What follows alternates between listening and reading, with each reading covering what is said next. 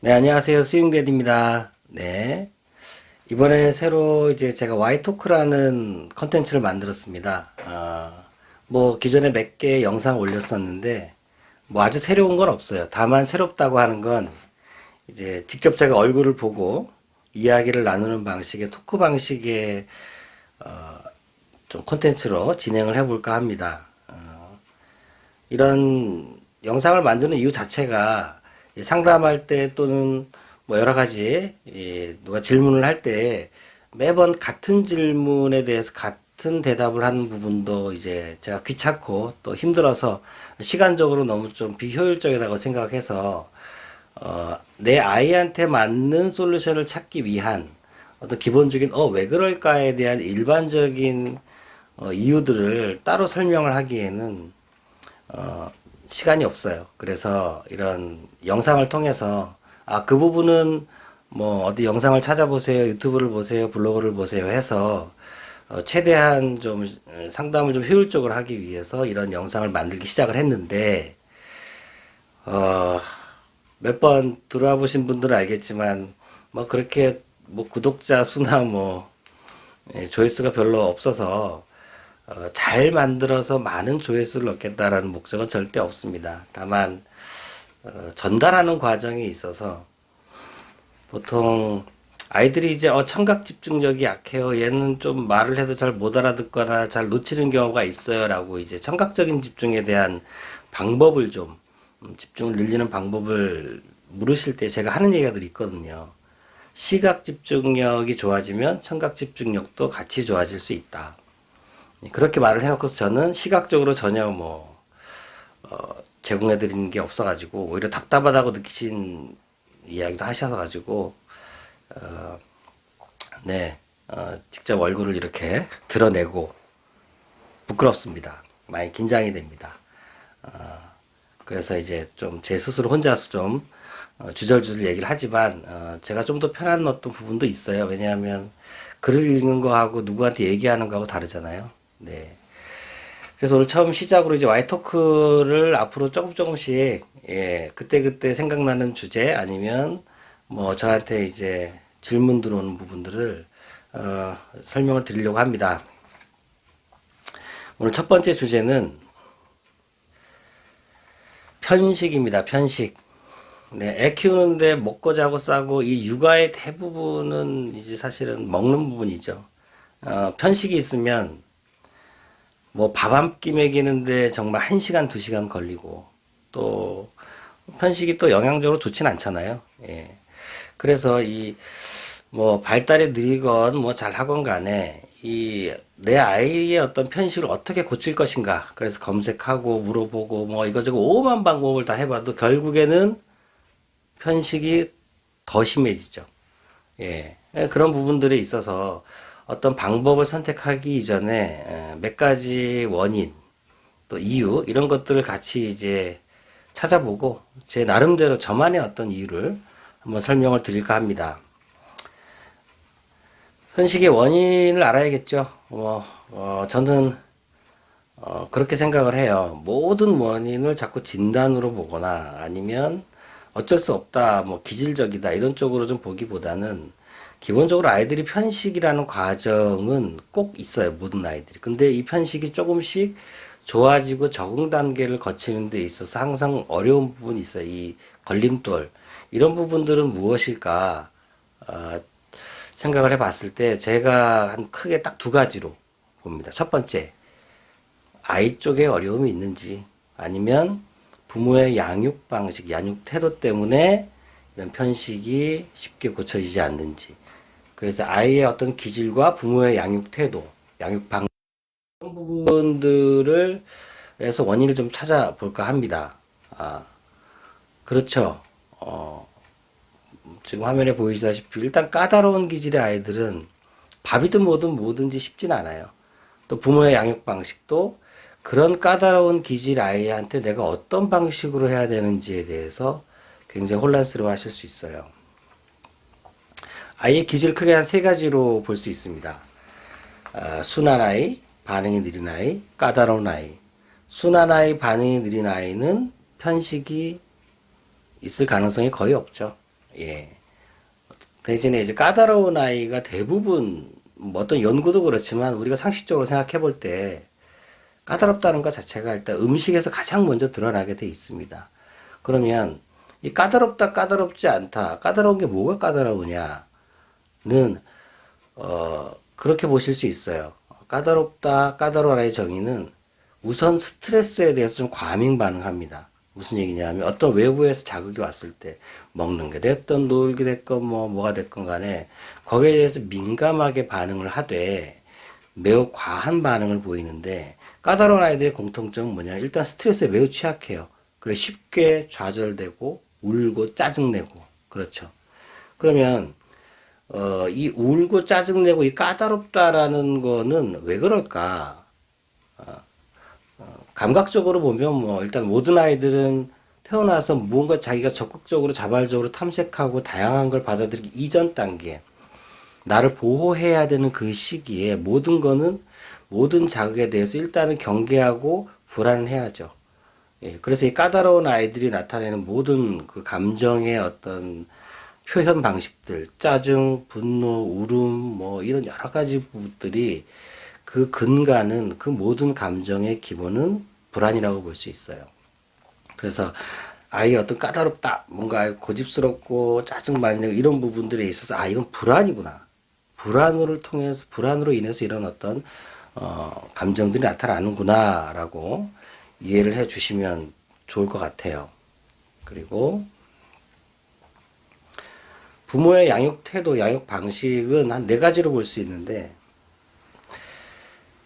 애정 자율, 애정 통제, 적대 자율, 적대 통제. 그러니까 애정이 있냐 없냐 보다는 애정적이냐 적대적이냐의 기준은 얼만큼 아이의 입장에서 온화하고 온정적으로 부드럽게 매우 강하고 무섭고 이 불안을 자극할 만큼의 매우 강한 반응이 아니고 좀 부드럽게 온화한 어떤 방식으로 아이한테 대한다라는 측면에서 애정적으로 우리가 볼 수 있고 적대적이라는 거는 뭐 아이를 적대한다는 건 좀 말이 안 되지만 여기서 설명하는 적대는 무시하거나 매우 강압적인 걸 얘기하는 거죠.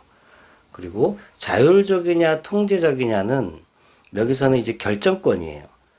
아이가 무언가 요구했을 때 그 요구에 대해서 아이가 결정하게끔 두는 것이 자율적인 거고 무조건 부모에 의해서 결정되게 하는 부분이 이제 통제적입니다.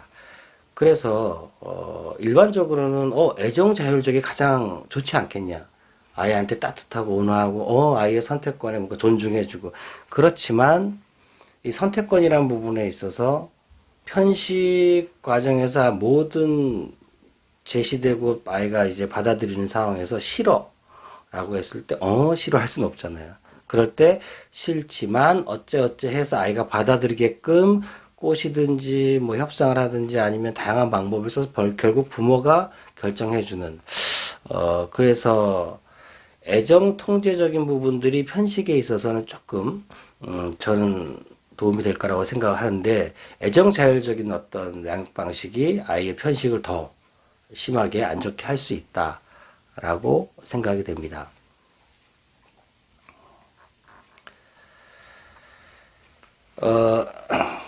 여러 가지 그 식행동이라는 게 있거든요. 아이들의 꼭 편식뿐만 아니고 아이들의 모든 먹는 행동과 관련된 요인을 이제 평가하는 체크리스트들이 있어요. 예, 그 많은 체크리스트 뭐 질문들 중에 몇 가지만 제가 보고 거기에 대해서 제 나름대로 원인을 좀 설명하고 간단한 솔루션을 말씀드릴게요. 첫 번째는 강한 맛이나 냄새가 나는 음식의 섭취를 싫어한다. 뭐 체크리스트 질문 이렇게 돼 있지만 대부분 제가 알고 있는 이 편식한 아이들은 어떤 강한 맛을 싫어한다기보단 강한 맛만, 강한 냄새만 어차피 맛이라는 거는 후각을 통해서 기본적인 단맛, 짠맛, 쓴맛 이런 것들 외에 한 2만 가지 많은 맛에 대한 것들은 후각, 냄새를 통해서 아이들이 이제 맛을 알기 때문에 이런 부분들에서 아이들이 제일 좋아하는 뭐 고기, 뭐 간식류, 몇 가지 이런 그 외의 음식을 싫어한다. 있을까는 이 질문과 좀 반대죠.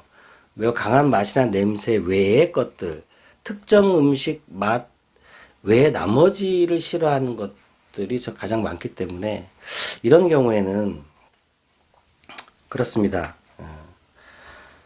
맛있다, 맛이 없다의 기준보다는 이걸 먹을 수 있냐 없냐의 기준을 봐야 돼요. 물론 먹어봐서 맛있으면 좋겠지만은 새로운 음식 같은 경우에는 이게 어떤 맛인지 모르거든요.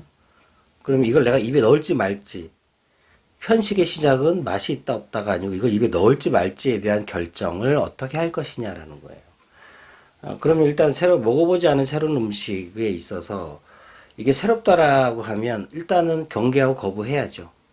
그렇죠? 그런데 아까 아이의 기질에 있어서 까다로운 아이들은 뭐가 높다고요? 이렇게 긴장도. 그러니까 우리가 불안하면 긴장도가 올라가잖아요. 그래서 이런 긴장을 많이 하는 상태에서, 그러니까 불안한 상태에서 우리가 어떤 무언가 먹는다 했을 때 그게 제대로 맛이 느껴질 리가 없죠. 그렇죠. 예, 그래서 새로운 음식, 새로운 어떤 자극에 대해서 아이가 너무 과한 반응, 민감할 때 바로 이런 편식이 주로 많이 나타난다고 볼 수 있습니다.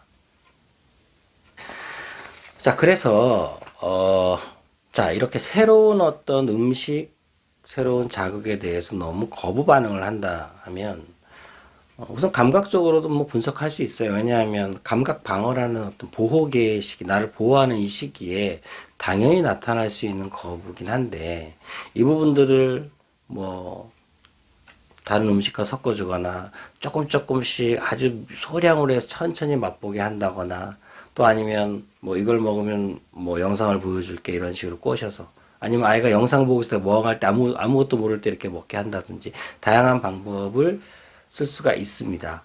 그런데 이제 아까 말씀드린 까칠한 아이, 매우 불안도가 높은 아이의 경우에는 맛이 느껴질 틈이 없어요. 왜?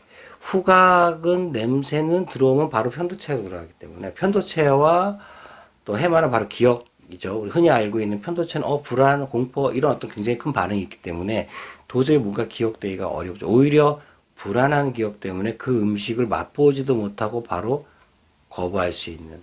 그래서 음식에 대한 거부보다는 새로움에 대한 거부가 편식에서 가장 큰 원인이 될 수 있어요. 감각적으로도 마찬가지죠. 제대로 안 느껴질 경우에 흔히 뭐 감각 등록이다, 뭐 감각 기억이다 얘기하는데 제대로 감각 기억이나 등록이 안 되는 이유를 이 감각계의 문제로 볼 건지 아니면 어떤 자극이든지 이게 제대로 느껴지지 않는 각성 수준, 뇌가 깨어있는 수준, 그게 또 원인일 수 있어요. 네. 좀 구체적인 거는 아이들마다 다르기 때문에 우선 거기까지 설명을 드릴 수가 있고요. 다음에 비슷한 얘기입니다. 또 다른 문항에서는 새로운 음식을 먹어보려 하지 않는다. 시도 자체를 하지 않는다. 이런 부분들은 그런 게 있죠.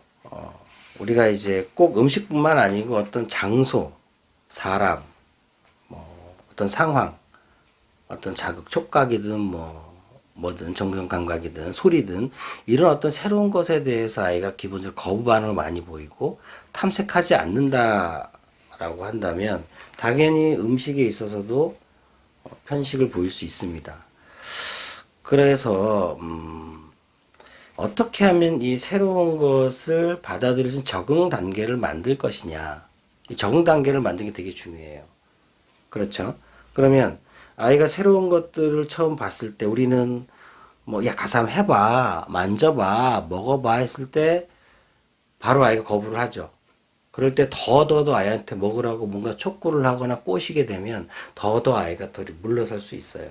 예, 그래서 일단은 이 새롭다라는 분들이 새롭다고 딱 느꼈을 때 이 긴장성, 이 불안이 좀 떨어질 때까지 충분히 간접 경험을 많이 시켜주거나 눈앞에 반찬을 두고도 일단 먹으라고 하지 말고 늘 보게 해주는 거예요, 늘. 그래서 아이가 조금이라도 이 어떤 새로운 음식에 대한 시각적인, 촉각적인 냄새, 이런 부분들이 좀 충분히 익숙해질 때까지 좀 시간을 많이 주는 것이 이 적응 단계에서 가장 중요합니다. 예. 그리고 식사 중에 가만히 있지 못한다. 아, 뭐 밥 먹을 때 가만히 앉아 있는 애들 얼마나 있겠어요. 그렇죠? 그런데 이제 거꾸로, 그렇죠. 편식이 있으니까 가만히 앉아 있기 싫죠. 왜냐면 계속 먹어야 되니까. 그러면 음식을 피해서 돌아다니는 것도 또 가만히 있지 못하는 이유가 될 수 있어요. 그래서 편식의 결과로서 어떤 식사할 때 착석이 어렵다라고 볼 수는 있는 거죠. 그런데 이제 그런 거예요. 식사 이외에도 밥 먹을 때 말고도 이탈, 즉 착석이 어려운 친구들이 많이 있습니다. 그렇죠. 예.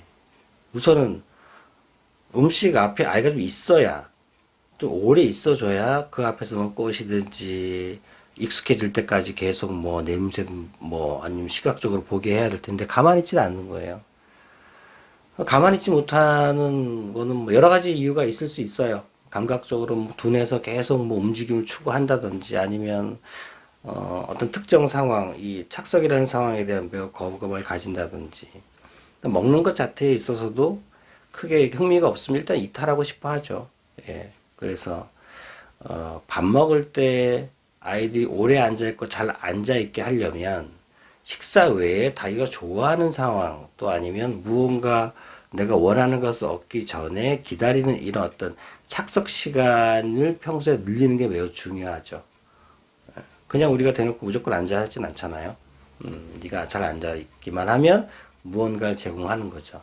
이렇게 해서 그 착석이라는 부분들을 평소에 지시 따르기를 어떻게 할 것인가, 뭐 ABA 행동치료 뭐 여러 가지 행동적으로 아이한테 어떤 지시 따르기를 어떻게 할 것인가 가르칠 것인가에 대한 단계적인 방법들이 있는데 똑같이 식사 중에 앉아 있다 하더라도 언제 이 식사가 끝나느냐, 즉 이탈을 하잖아요. 그렇죠? 그럴 때 뭐 어떤 경우에는 밥의 양을 최소화해서 그릇이 다 비워지는 걸 확인하고 이제 끝, 이제 가서 놀아 하고 다시 또 와서 또 이런 식으로 해서 아이가 이 싫은 어떤 이 상황과 이 식사라는 상황에서 빨리 벗어날 수 있는 방법은 눈앞에 있는 거 빨리 먹는 거죠. 뭐 그런 식으로 할 수도 있는 거고, 또 착석이나 이런 부분들 기다리는 부분들이 어려운 친구들은 작은 착석과 아주 짧은 시간만이라도 조금만 좀 잘 앉아 있다 하더라도 바로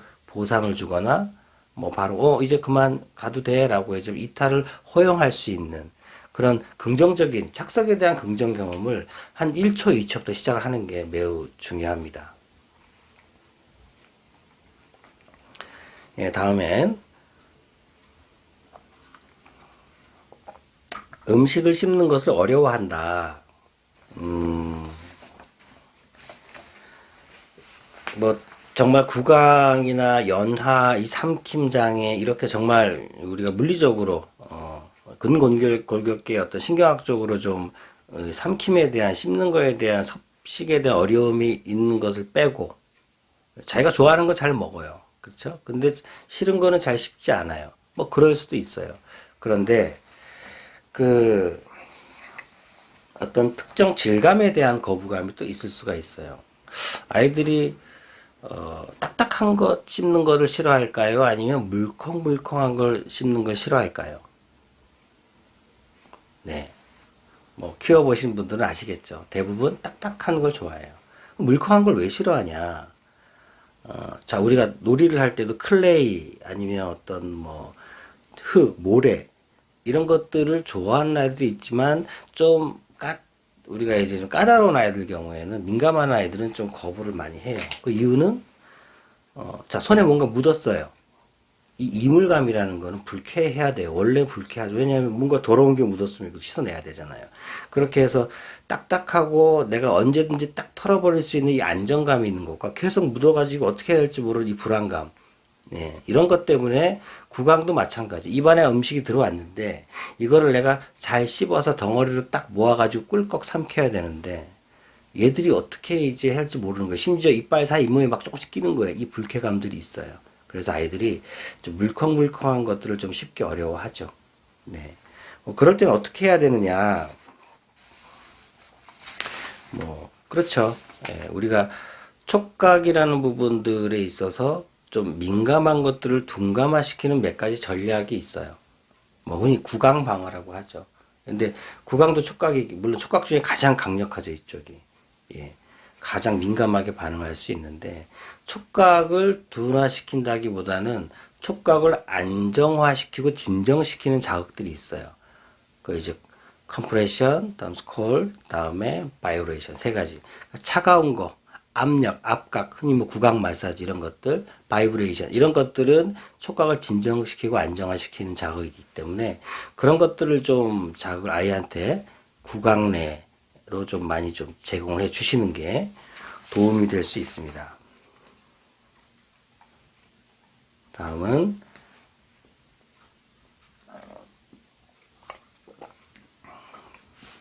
식사 장소가 변결된 경우에 음식을 잘 먹으려 하지 않는다. 이 부분은 애 데리고 아이 데리고 뭐 식당 가고 뭐 그러면 사실은 우선은 애가 앉아 있질 않으니까 뭐 사실은 음식을 먹고 안 먹고 떠나서 매우 힘들죠. 그래서 노키즈 존도 이런 거 생기는 거잖아요. 예. 그런데 이제 간혹 어떤 특정 장소에 따라서 아이들이 먹거나 안 먹거나 할 수 있어요. 예를 들어 집에서는 전혀 밥을 안 먹는데 어린이집 가면 너무 밥을 잘 먹는다는 거예요.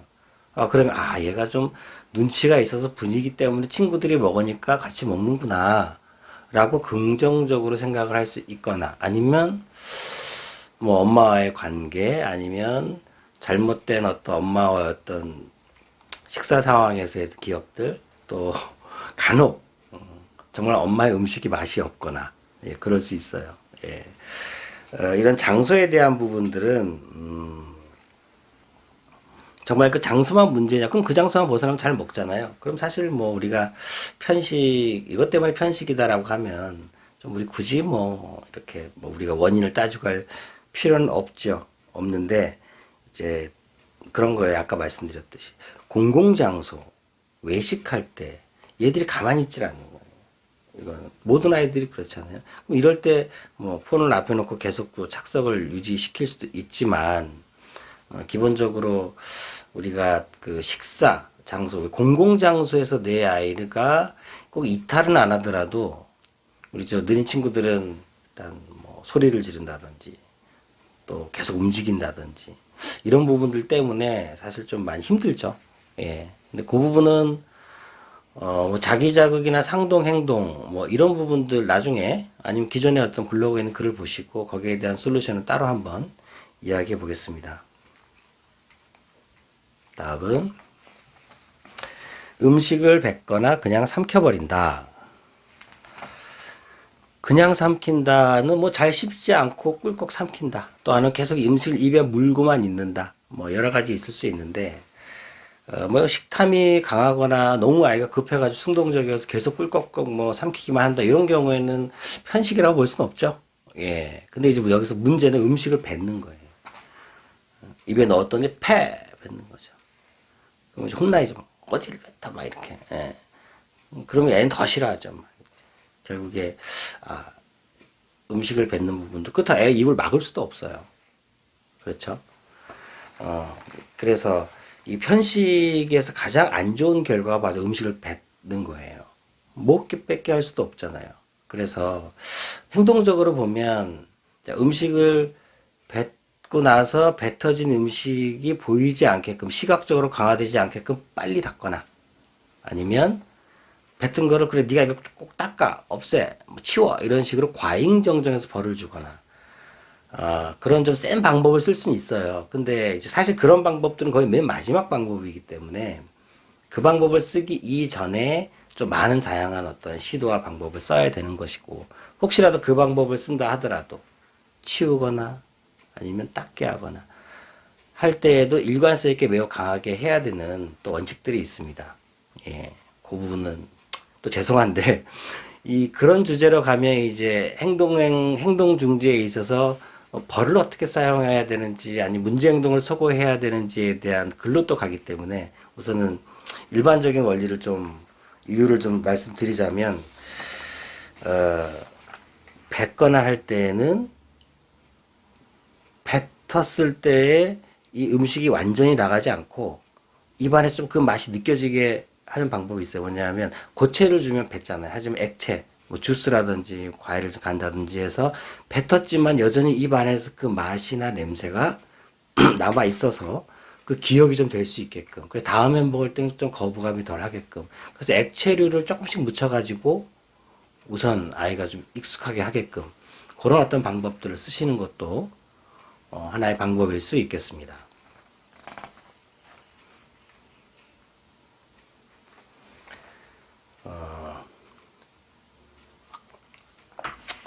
뭐 그 외에 많은 어떤 편식과 관련된 문제 행동들, 편식에 대한 행동들이 있긴 있어요. 있는데, 크게 이렇게 좀 세 가지만 정리를 해볼게요. 편식 행동을 어떻게 우리가 좀 편식하지 않게끔 할 수 있는 방법은 세 가지. 첫 번째 감각적인 부분, 두 번째 행동적인 부분, 세 번째 정서적인 부분. 이 세 가지 어떤 요인들을 좀 생각을 해보고 거기에서 솔루션을 찾을 수 있습니다. 감각적이라고 한다면, 자, 일단 까다로운 아이들은 감각이 예민하고 감각 방어가 있죠. 그러면 둔감화 시킬 수 있는 감각 자극을 주는 거죠. 차거나 압박을 주거나 바이브레이션 이런 것들을 좀 많이 제공해 줄 수 있거나, 시각적으로도 후각, 특히 냄새에 매우 민감해요. 결국 맛은 냄새라고 후각으로 말씀드렸잖아요. 그래서 충분히 먹기 전에 냄새나 시각적으로 좀 경험할 수 있게끔 이 시간을 좀 많이 가지셔야 돼요. 조금 급한 마음에 이 정도면 되겠지 하고 했다가 오히려 더 멀리 기간이 길어질 수가 있습니다. 그다음 행동적인 부분은 조건화 학습이에요. 조건화 학습. 뭔지도 모르는 새로운 음식을 먹을지 말지 사실 입에 넣으면 내가 죽을 수도 있다라고 이제 판단하는 게 뇌의 편도체이기 때문에 충분히 내가 그래 엄마가 내가 이거 싫지만 뭔지는 모르지만 도전하고 먹었을 때에 주어지는 보상과 어떤 강화. 예. 난 정말 저 핸드폰을 보기 위해서, 영상을 보기 위해서, 아니면 이걸 먹기 위해서 이거는 참고 무언가를 받아들이는 이 조건. 이걸 이제 보상 행동이라고 하는데, 이런 부분들이 일상생활에서, 그렇죠? 자동차 줄게 조금만 앉아서 기다려 하는데 그것도 못 기다리고 뒤집어지는 아이. 그런 어떤 작은 보상 행동과 조건화 학습도 안 된 친구한테 뭐 음식을 딱 들이댄다. 이거는 좀 매우 어려운 얘기죠.